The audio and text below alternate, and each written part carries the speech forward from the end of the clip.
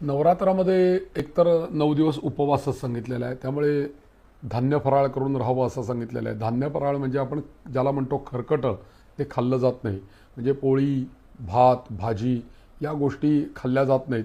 तर भाजणीचं थालपीठ म्हणा किंवा धान्य फराळातल्या ज्या काही वस्तू आहेत त्या खाल्ल्या जातात. म्हणजे एकतर उपवास करावा, एकदाच भोजन करावं असे सगळे नवरात्राचे नियम आहेत. कित्येक लोक तर केवळ दुधावरती राहतात, कित्येक लोक फळाच्या ज्यूसवरती उपवास करतात. त्यामुळे बाकीचा एक खाण्याचा त्यांचा काही प्रश्न नाही. मीठच खात नाहीत. म्हणजे ते ज्यूसवर राहणारे लोक मीठही खात नाहीत, तिखटही खात नाहीत. हे जे रस आहेत त्यातले कुठलेच त्यांना रस नाहीत. थोडक्यात काय तर मी उपवास करणं म्हणजे काय तर मी आता पूर्णपणे त्या देवीला समर्पित आहे. त्यामुळे मला कोणतंही कुठलीही भोग देणार नाही, हा उपवासाचा मुख्य भाग आहे. त्यामुळे उपवास करणं, पण त्यातूनही समजा का आता आपल्याला उपवास नाही जमत आहे समजा, तर निदान कमीत कमी हा संपूर्ण चातुर्मास सांगितलेला आहे आपल्याला पालन करायला.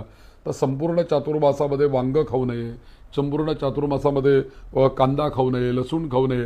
हे संपूर्ण चातुर्मासाचं आपल्याला पाळायला सांगितलं आहे. आपल्याला जिभेला चटपटीत वाटेल, रसदार वाटेल अशा तरी गोष्टींचा त्याग करावा. आणि अर्थातच जिथे कांदा लसूण आणि काय त्याला म्हणतात मसालेदार वस्तूंचा जर का त्याग करायला सांगितलं आहे, तर मांसाहाराचा तर प्रश्नच येत नाही.